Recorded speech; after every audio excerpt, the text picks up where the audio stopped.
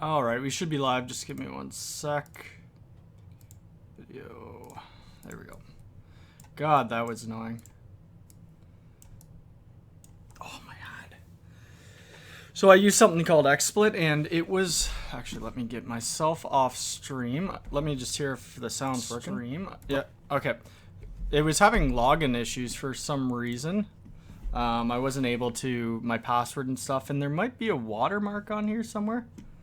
Let me just take a look. I don't... Okay, so I don't see a watermark. It was saying that my my license was expired or something, which isn't true. I could have signed in through the wrong one, though. What's going on, David? Mike, it's 106 Fahrenheit. Let's go... Celsius? Oops, I spelled that wrong. Whatever, Celsius to Fahrenheit. 106. Holy Lord, that's hot. 41. Let's see what the weather is where I live. The weather network. Actually, I think it's the weathernetwork.ca. So I live in a town called Barrie, Ontario, which is about an hour north of Toronto. If anybody knows, I'm sure most people know where Toronto is. It's one of Canada's biggest cities. What's going on, Andrew? So it's 4 Celsius here, which would be 39.2 Fahrenheit. It was nice yesterday. It was 13 yesterday, so that's 55 Fahrenheit, which is nice for this time of year. Yeah, hopefully it gets a little hotter because I could do with about, let's see, my ideal temperature would be like 73 Fahrenheit. 20 Celsius today. Oh, you're lucky. See, that's fine. Like between 20 and 24 is kind of is my go-to. My fiance, she'd like to have like 35 if she could. We love going to Florida, and Florida is usually pretty hot all year round. I'd like to live there full time if I could, because Canada, we get let me close that. We get a lot of snow here. This winter wasn't too bad, but I need to get my winter tires off now and then switch to summers, which I should have probably done a while ago. There hasn't been any snow for quite a bit.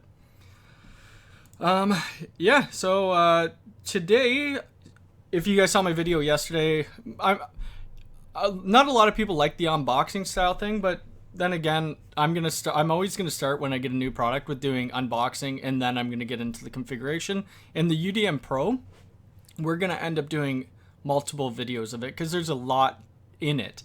I know there's some issues with even getting connectivity to your internet through your WAN port, so I'll go through that in videos as well. You have to sign in, I think, to get rid of that is through root, and that's fine. I was working on one the other day with one of the subs on this channel to get his up and running and working. Actually, I just took a picture. Let me just send this to my email. Unless I already did, so I could share it on the screen. Where the heck is my email? On my phone. Mac Telecom. Okay. So I'm going to release... I'll probably end up doing another video today on configuration. I was just waiting for some patch cables, which I actually got in. Let's see. I'll bring that up. So I got these super thin, these are Cat 6A patch cables, and you can tell, actually let me grab another normal patch cable. So this is a 6-inch patch cable. I just wanted that because I'm going to be, I'll show you when I do it in the picture. But this is a normal Cat 6 patch cable right here. And you could see the size difference between these two. Like, it's insane. So this is Cat 6A, this is Cat 6. This is so small. But for about 10 of these, I think it was $30 or $40 Canadian. So they're quite pricey, but it's gonna make my actual rack look a lot better. Let me grab the picture. See if that came in. Whoops, that's the wrong email. It's always failing first boot. Oh, really? I haven't even powered mine on yet. Let me save that. Unnamed, and we'll pop that open. Okay. Let me zoom out of that. So right now, like, my rack's a mess. You can see right here, I got to get rid of that camera. But right here in rack unit 2, let's just put the size up a bit. So rack unit 2, this is where I put my UDM. And it might go, I might drop it down one more rack unit to be in rack unit 3, depending on how the cabling is going to work. So these cables right here, these are 1-foot patch cables. So they're going from my patch panel down to my US-24. And even that, when it's way down on rack unit, what's this? 1, 2, 3, 4. On rack unit 5 is too long, right? So from this first rack unit to my UDM Pro, I even think 6 inches might be a little much. That's why we're going to drop it. We're going to be getting rid of, obviously, the USG Cloud Key Gen 2. So what we'll be leaving in this rack will be my patch panel, and then it will be the UDM. And then I bought another unloaded patch panel, so we're going to end up putting this below, so then we could patch in from the bottom side to do these ports, and then we'll just, I'm going to move some of these jacks to the bottom patch panel, and then we'll patch these ones in, which hopefully will look better. This book, that's going to be going, for some reason my I don't have my lid on right now on my Lorex camera, or NVR, so it's actually shaking and making vibration noise. I need to put that back on. You need to download the new firmware and upgrade by SSH. Yeah, that's fine, and I'll go through that in the video. So I'll start out fresh. I think I'm going to do the full video on my PC. I don't know if anybody wants me to do it from my phone. I can do it separately. But we'll see if what works best, right? What else was there? Let me just cancel that. The next thing that I want, or I need to get in my rack, actually. Let me just clear this off. Control D. So right here you could see these power cables. So I need to get a PD, or like a power strip right in here. Power supply unit, or like a battery backup. I think they have them on Amazon, backwards facing. Amazon.ca. Rack unit power. Let's just see. Yeah, like something like this. But it looks like these face the front. Actually, that one would be all right. So this has 10 outlets. Well, that'd be perfect. I just want to be able to actually put something like that into this rack and for it to be nice and clean. This Grand Stream, that's going to be going. That's going to be, I'll probably put that upstairs. There's not too much room in here. I only bought an 8U rack. I probably should have bought something a little bigger. Oh, my feed pick. Oh, crap. Hold on a sec. Oh, crap. Yeah, my camera. There we go. Good call. Okay. Let me move my camera. You know what? I should pop the chat out so that I could... There we go. Now I could just have the actual stream up and watching. Okay, so back to this pick. So, yeah, this Grand Stream is going to be going. I may take the NVR out as well and put it somewhere else. And then all this stuff, well, besides this, I don't know, I forget the model number of this, but this is an 8-port PoE switch with these 4 ports that are actually PoE. And then I'll put the power supply unit in there. Yeah, I should have bought I was going to buy a actual stand-up rack that, yeah, PDU, yeah. A stand-up rack that is about 6 feet tall, but I didn't think I'd have that much equipment to actually put in there. But I end up getting things. In one of our next videos, well, I still have to finish. There's a couple of videos that I have to finish that I'm not, I don't really want to work on right now. But I definitely need to get them done. So the Lorex camera systems, I'm going to have to, because I'm doing a full walkthrough type thing on that. I got to get those finished. The UDM is going to be first before, or UDM Pro is going to be first before anything. I just like Unifi stuff better. But then the next one will be, I went on Amazon to look for, you know, the cheapest, the highest rated star camera for like $100 or less. And I bought a few of them. So I got this Relink, which is Relink. It looks like it's a turret style type camera. I think it's a 5 megapixel camera. And then I got this other one. I forget how much this one was. This was about 50 bucks or something like that. It's called King Kong. I've never heard of this camera brand in my life. Smart King Kong. It's like got a pretty hard, solid metal casing.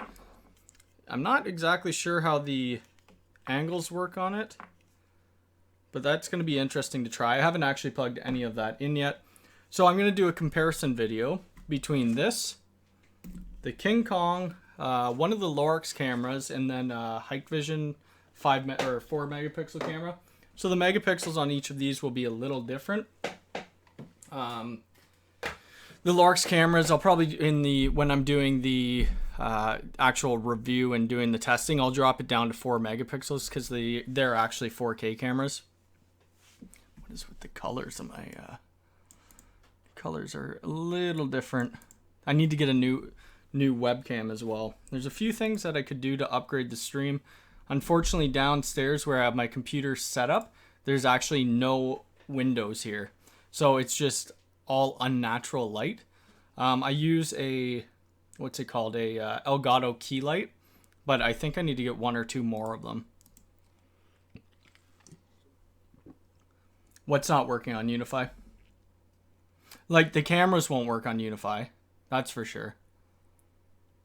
These will be something else. I'll either put them through a PoE or put them through the, if that's what you're talking about, I'll put them through a PoE switch and then just test it there. I'm not sure if the Lorex camera system would allow different cameras to actually work on them. It's all depending. Or I could always do it on my Synology NAS, which I actually haven't been on for quite a while. Yeah, just Unifi cameras, which is kind of unfortunate because the price on Unifi cameras in Canada is actually quite a bit. I was looking at buying some, but I don't know if because a lot of this stuff is just for the YouTube, and to actually buy it is kind of insane. But one thing you can get now in Canada is the Amplify Alien router. Where the heck? Okay, so buy. Okay, so the Canadian store. So the Amplify is $504 Canadian.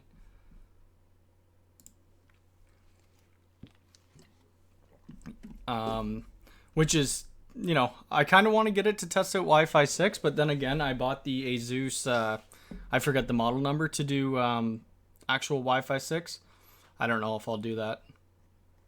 Let me just see. I forget what I was talking about. Oh, the cameras. Yeah, that's okay. So the Unifi video camera, this one's not too bad. The dome, $200. That's not terrible.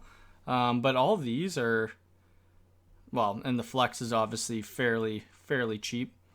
But like the G4 Pro, that's crazy. $600 for a camera. It is a 4K resolution, but for some of my customers, they're going to be like, you could buy a full set at Costco for, $600 with 4 cameras. You know what? I don't think I'd love for them to send me some stuff, but my, I'm not a big channel, right? So I only have, just over 1,000. Oh, I don't have it there, but just over 1,000 subscribers. Maybe eventually, I don't know, when I get to Willie Howe or Lawrence Systems or Crosstalk Solutions, if I ever get to that point, then I'm sure they would send me some stuff. It would be pretty awesome. I don't even know who I'd reach out to. I think, I guess their marketing team or something. But these cameras do look nice. I would love to actually test them out. There's a lot of things actually in the Canadian store that you can't get in the US store. Like this Amplify, I wonder if it's available in the US right now. Because I know it's been sold out forever. Let's take a look. Where the heck would it be? I'll just scroll. Oops. Unifi. What the heck? US store. Alien. What the heck? Why can't I find this? Unifi Dream Machine. Okay. It won't be under protect, but where is their other product lines?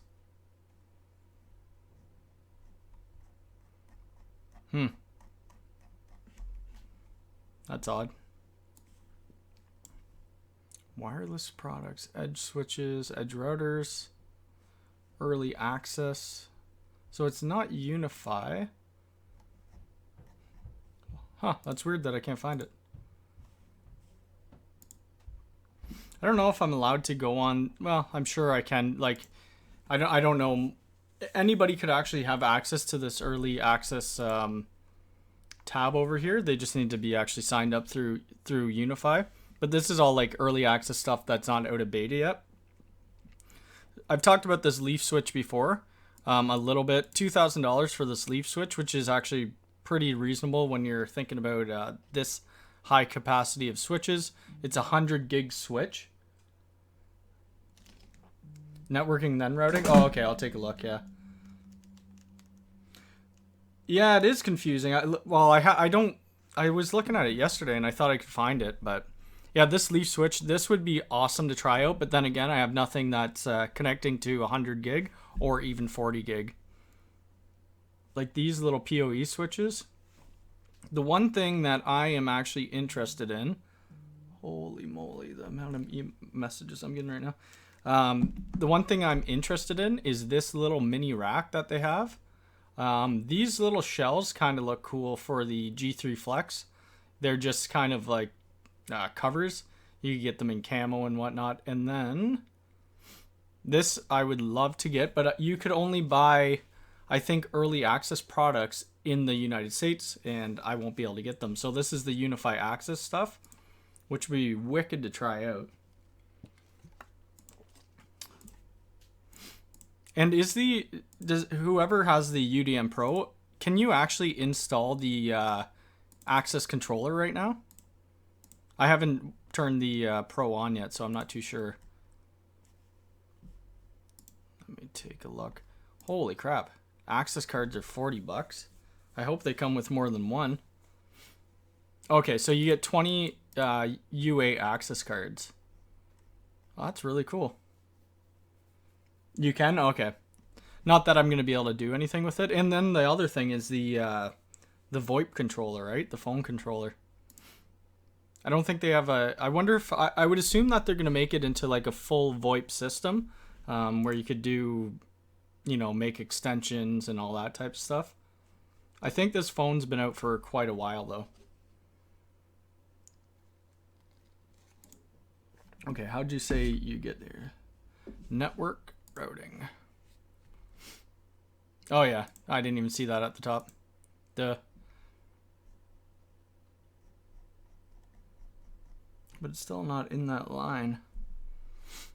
Oh, well, it doesn't matter. They are coming out with a new... I was watching a video on, I think the guy's name, Kitchen Top Reviews or something like that. Kitchen Counter Reviews, something like that. It's the new USG XG, I believe it's called. USG-XG.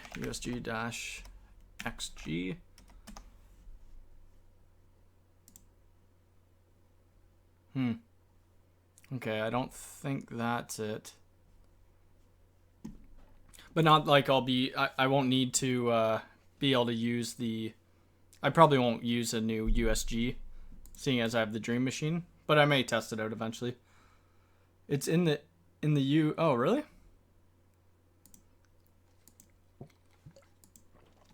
There's just so much stuff that I want to try, but it's all freaking... Like, it all costs a ton of money, right? So I got these... I don't know, like, are you guys interested in how the cabling will work to, like, from my WAN into my UDM Pro and then the UDM Pro into my switches? Because, like, I don't know how interesting that is to people, or if people really care about cabling, right? Because I can do it. I could show in the next video me actually cabling it, because I'm going to be redoing the whole rack. And then we'll set up the UDM Pro. But I'm going to come out with a topology of what I'm doing anyway. But I have these, the 10 gig SFP Plus. These are the LC connections. So that will work. That will be going between for the LAN port on my UDM Pro down to the US24. Obviously the US24 only has a 1 gig uplink, so it's going to auto negotiate. And I just bought another fiber cable. I wish I could have got it a little shorter because this is about 3 feet. It's a 1 meter cable. And I had a bunch of them before. They're in this drawer right here. But I'm an idiot. And you should never, you know, throw your fiber cables in with other stuff. And I don't have cleaner. And none of the actual caps are on it. So the tops of these fibers will be filthy. And I'd probably end up getting some errors. Getting some errors between the switches. But I don't think there is any way in Unifi, or even when you go on the command line of the switches, to see the input and output errors. I tried looking before, and I think I did a video on Unifi switch commands, and I couldn't find any input or output errors, or CRC errors, which would tell you if you actually have a layer 1 problem with the cabling. What the heck? So that's in beta. I'm not in the early access store anymore. Never put the plug in. Yeah, I mean, I probably shouldn't. They're just those little dust caps though. Like if you work with fiber a lot, they're so tiny you could lose them. And I think this was only this fiber cable was only a couple bucks. Bought another bag of what are these? I think they're just Cat 5 jacks, Cat 5e. They might be Cat 6. I really do want to get some Cat 6 cable now, especially that these are all Cat 6. And these ends on this, the connectors are extremely solid. I've never seen anything that solid before. Are there even 8 cables in there? Like, it's just insane how they could get it that thin. Anyway, hopefully it looks good when I actually put them all together. Another thing I want to get, I want to set up a full 10G network, or 10 gigabit network, and get like a one of these, the Unifi Switch 16XG, to kind of do more of a mid-size business setup, because you would use this as your core switch, and then or your distribution switch, whichever you want to call it, and then a bunch of the other switches for the uplinks to it. So I think that would be kind of cool. I'm going to need to get a few more switches though. But I don't know. Is there any other topics that you guys want me to cover that I don't really cover? I know people have been talking about Pi-hole. I've had a couple people message me about Pi-hole. I'm probably not going to do it. I know a few people, because Pi-hole has ad blocking. And that's how YouTube makes its revenue. So you could get demonetized on it. And I'm not going to really risk that. I might do some more Synology videos. I don't really. 8T's never worked. Oh yeah. Yeah, the Synology stuff. I might do some more with that. I'm not too sure what's all new with Synology. I haven't even logged on to my NAS in a long time. Actually, let's look up the specs on it, because I'm only getting Synology DS. I think I have the. Which one do I have? Ooh, it does only have. Okay. Oh, Pi-hole saw. Yeah. I'm not going to do it anyway. It was just I was using it on my Raspberry Pi for a little bit. And then I actually don't have my Raspberry Pi plugged in right now. Okay, so that sucks. I'm an idiot. And I bought this Synology.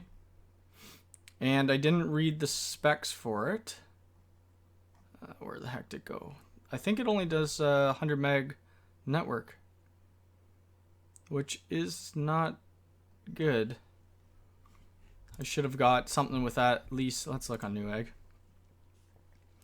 Choose QNAP, not Synology. I read reviews about QNAP, and yeah, I don't know. I saw Willie Howe's newest video about his QNAP and how it's I think it's like a server virtualist. I have no idea, but I forget. But the interface looked good. It looked decent. What the crap? Let's see here. Form factor 2 bay. I just want to know the, oh, right here. Oh no, okay, so it does do a, okay, let's hop over to my,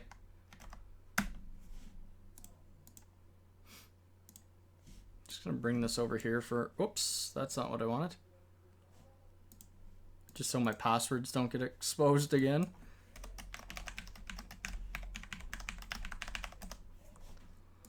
Whoa, that's not the right one.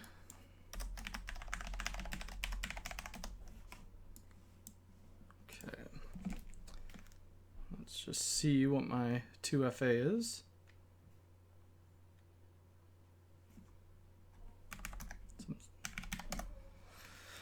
Because there's a couple things on my switch. Oh man, why does my access point down? I have no idea why that's down. There's a couple things on my switch that are showing only going at 100 meg right now. It's a great product. Yeah, you know what? I'd be down to try it. I haven't tried it before. Oh, there's firmware updates. On what? Ooh, on my USG. That's okay. We're going to be getting rid of that. Disconnected. Did I? Oh, you know what I did? I just plugged, I plugged my AC light back into my US24, which isn't PoE. Well, that sucks. That's okay. So we're going to be, yeah, we're going to be taking out that anyway. What was I looking at? Okay, so my switch. This, why is this only 100 megs? Auto negotiate.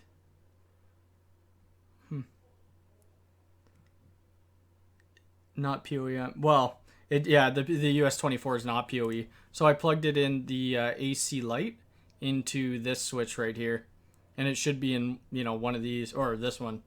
This is upstairs on the second floor right now. I think there's only one computer plugged in. So if I change this link speed to 1 gig, I just don't know. All right, let's just do it. Whatever. If I lose connection to it, that's fine.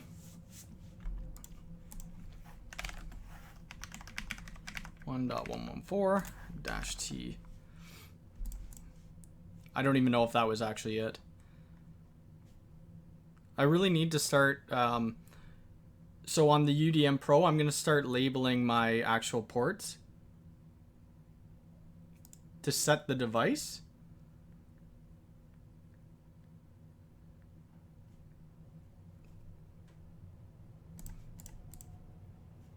Well, this is I unplugged. So in the last video, I unplugged all the cables to actually get the UDM Pro in there.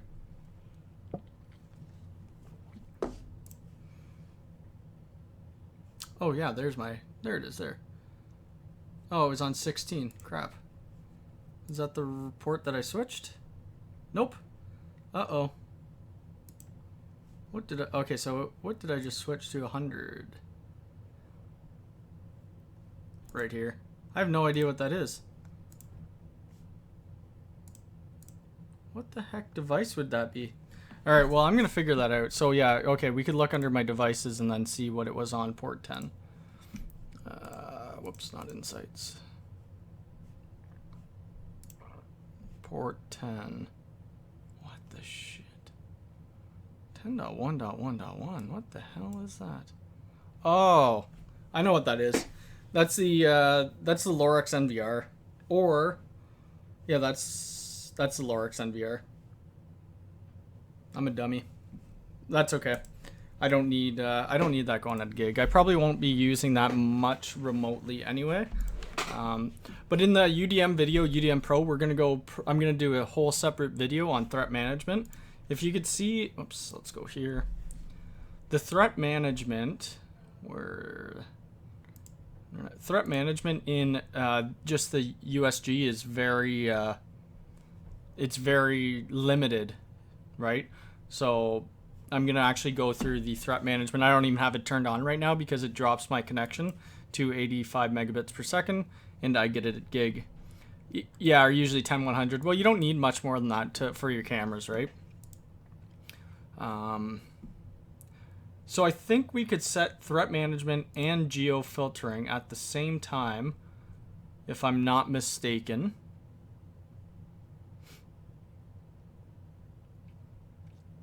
I don't like any or firewalls. Yeah, it is. Well, yeah, it's not an enterprise product for sure. Like, I wouldn't be throwing this in a client that has over, 15 to 20, workers, right? I do have the pfSense. It's the what was it? The SG1100, the netgate. I haven't done much more work on it since I actually moved all my setup to the back rack. I could tell you though that the firewall rules in pfSense 10 times easier and way less confusing. Unifi, I don't know. I do not like how the way Unifi did it. And their VPN actually had died on me. My L2TP VPN hasn't been working. Then you keep having port authentication failures. So I just kind of took it out. Not that I VPN into my home office rarely anyway. Yeah, I don't know what other things on the UDM I could try, but it's going to be interesting when I plug it in and actually see. I know people have been having lots of issues with it, so I'm going to see if I could, hit those same issues as well and kind of see how we could work around it. The Unifi way is really strange. Like, the strangest thing to me with Unifi is every port is a trunk port, right? Like, that, I don't know. I don't think you should be doing it that way, right? And I haven't dove too deep in to see if you could do. I know you could do some port security, but on Cisco, say, it will take one MAC address, and if you plug in another computer with a different MAC address, it will actually shut the port down and put it in the air disable state. I haven't been able to find that in here, and I'm sure there must be a way. Port profiles, to do your different VLANing, but I'm sure there's a way to do the actual port security, but it should be easy. It should, I don't know, it should be fairly straightforward. I just haven't been able to find great documentation on it. And maybe the edge router line is better. Let me take a look. Where the heck is there other stuff? See, Canadian store, Amplify. So strange. Oops. You can lock MAC on port? Oh, okay. Well, I'm gonna have to look back into that. It's been quite a while when I was doing it. Oh, I want to go to the edge line. Edge max. So I have, which one do I have? I think this is, what store am I on? Oh, Europe store. You got the uap-ac-pro. Oh yeah, it is a good AP. I had one of those. I've installed them at a bunch of actual residential clients, which is kind of different. But I've installed tons of them in like actual business clients. Yeah, the price isn't too bad. I have the AC Lite, and I think it was like $100 or something like that, Canadian, which is pretty cheap. Unifi AC, let's see what the Pro is.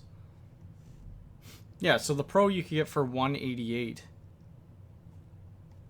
Is that from Ubiquiti? Who is that from? Yeah, that's from Ubiquiti. Let's see, AC Lite. I think it was $100. Okay, it's just over $100, which isn't actually that bad. And the Grandstream, I'm actually surprised with how well that AP works.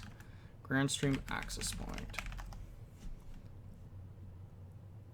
At my church, one breaks on every update, but if you don't, it works. Oh, really? That's funny. I know, yeah, there are some problems with some access points. Which one did I buy? GW76. It may have been this one. So I bought it from my distributor, and I paid $50 more than this price. So I'm buying a lot more stuff now through Amazon because the prices are competitive, and you pretty much get it the next day. So this Grandstream, it's been working. I don't know. It's been working really great. The only thing that sucks is I can't integrate it to my one controller. But it is what it is. And this is what I have, the netgate security appliance. Or the security gateway.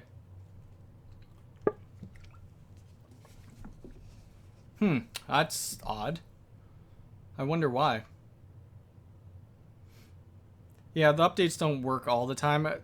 The crappy part, if the updates don't work with your access points, you have to actually take them off if you have them on your ceiling, take them down. And I find these, the actual brackets to put them up on the roof are a bit of a pain. Compared to, say, I don't know, Cisco ones have always worked well for me. So I'm not 100% sure yet, but let me look in my email. Where the heck was this? What was the model?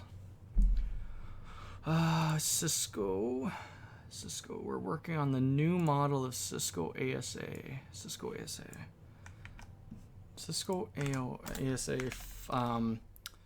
no, it was called like Fire something, not Firewall. The heck was that? Cisco ASA. Oh, it's their new model of Firehorse? Shit, what the hell was this? Just give me a sec. I really want to see what this model was. It's going to bug me if I don't. So that was Mark. Shoot. Fire, Mark. Question. Did I have any emails before that? Firepower, maybe?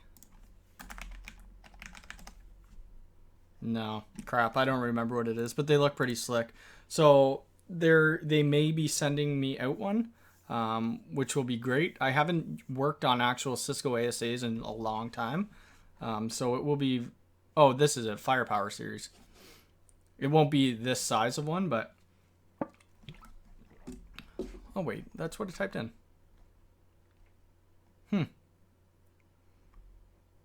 Let me see. AS. Let's see what you put in and see if that's the one. No. I don't think so anyway. Regardless, it's going to be cool to actually get something to test out on the channel that isn't Unifi or pfSense. Not that I've done a lot of pfSense stuff, but when I first started in this field, it was all Cisco stuff. I do still have some older, what are they? Cisco 2600 routers. And I forget what the switch is. I think it's a 2960 switch or something. Let's see. Cisco 2960. Is that it? Ooh, it's even older than that.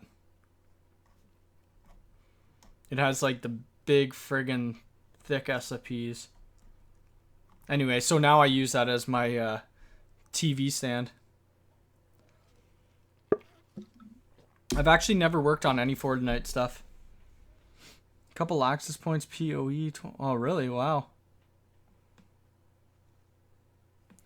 Firepower 1010. I forget what the model number was. Firepower. I have to look back through my emails. It would be something around this, though. It did look... Well, that looks like it's a newer style anyway. All right. Security appliance. Most of the stuff that I was working on... so I worked in enterprise, which was for a bank in Canada. And it's not like you have specific teams for certain things. So you have your network team, but your network team doesn't work on any firewalls, right? So you have a full firewall team, you have a server team, you have OS team, and all that, right? There's lots of growth in enterprise, but you don't get your hands on, you don't get your hands on everything that you would want to get it on. There's a full Wi-Fi team. It's insane. Yeah, too expensive. It would be too expensive for home users. Like something, well, $700. I don't know. That's not bad to me. You have no hands on. Yeah. Well, I have. So I worked in data center engineering for a little bit or for about a year, and I had my hands on a lot of cool stuff. That was more of the racking and cabling and deploying type, but no configuration really. So you had your hands on like Cisco Cisco Spine. I don't even know if Amazon would sell these. Yeah, so these we did have these ones. We actually upgraded those. They were bigger chassis. Cisco Spine chassis. Definitely not small business. Yeah, so it'd be like a 9500 series, which was really cool to work on, and all the line cards were 40 gig uplinks. They should really have done. They should have done 100 gig because that's going to end up coming in soon, and then they're going to have to reswitch or redo their whole design, and that's kind of how it. That's a typical network design in the data center. If you guys ever get a chance to go into a data center, I recommend it. It's really cool. A lot of the times when I was in school, they were going to take us through a data center. So they took us through, but they only showed us the receptacles. I didn't really care to see where people work day to day. You want to see the cool networking gear and how the racks are actually laid out. Cisco. I actually have a Cisco old VPN router that I might try. You work sometimes in data center? Data centers are cool. I've worked in some data centers where it's like an extreme mess.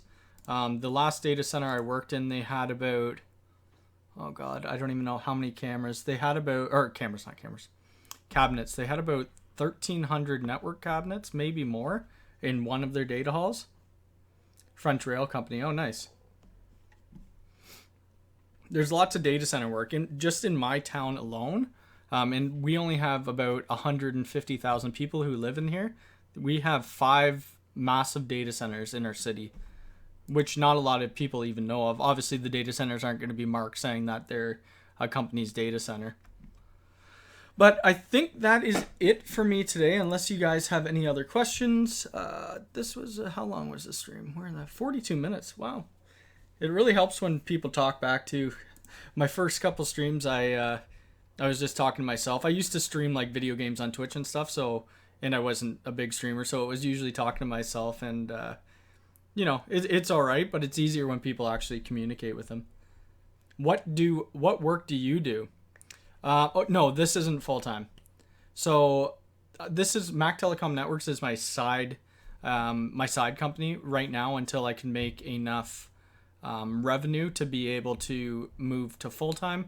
So I work in compute engineering for the bank still. So we deploy Cisco UCS deployments. Actually, let's see if I could find some of the stuff. Cisco UCS 6232. So right now I'm responsible for whenever we have new VMC or VMware cloud builds. This one's a little older, but I get all the configuration and everything done for the actual Cisco Fabric interconnects.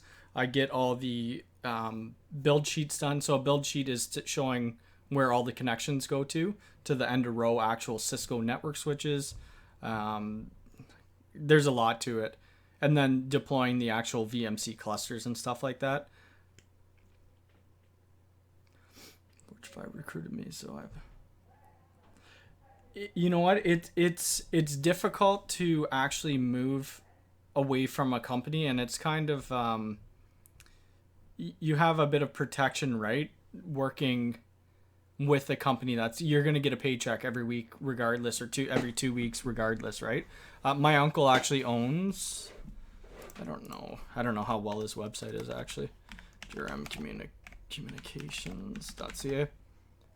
Yeah, he needs to update his website. Somebody else built his website for him. But how I got into all this, my grandpa used to work for a company called Bell, which you guys may or may not have heard of.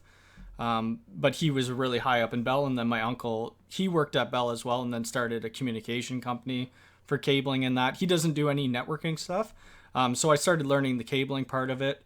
And when you work for a company just doing cabling, and not my uncle's company, just other cabling companies I worked for, you don't make a whole lot of money. So you're pretty much a cable puller. You're terminating Cat 5, Cat 6, Cat 6A cables, some fiber optics, but you're not making a lot of money. You need to actually branch out and do, get into the networking side of it. or you need to work for an electrical company that's unionized, and that's where you'll make some money. But getting into the bank, I started out in computer networking with them, and from computer networking, there wasn't too much growth. There was more operations than actually doing configuration. So I moved into data center engineering, and then from there I moved to where I am now in the compute stuff. But I have a lot of side work, and I have a lot of flexibility with this job because I work from home. I kind of could make my own hours up. As long as our deployments go out and they get done within the time frame, then we're good. And I'm not operations. I'm on like a build team. If I was operations, I probably still wouldn't be there. Operations is not fun. When you first start out, operations is a great place to be because you get to see how things actually work. But it's kind of, you're doing the same thing every day. When I was in networking, we were just making sure the circuits weren't going down, and it was pretty boring. It wasn't like you were going in and you were fully configuring a Cisco network.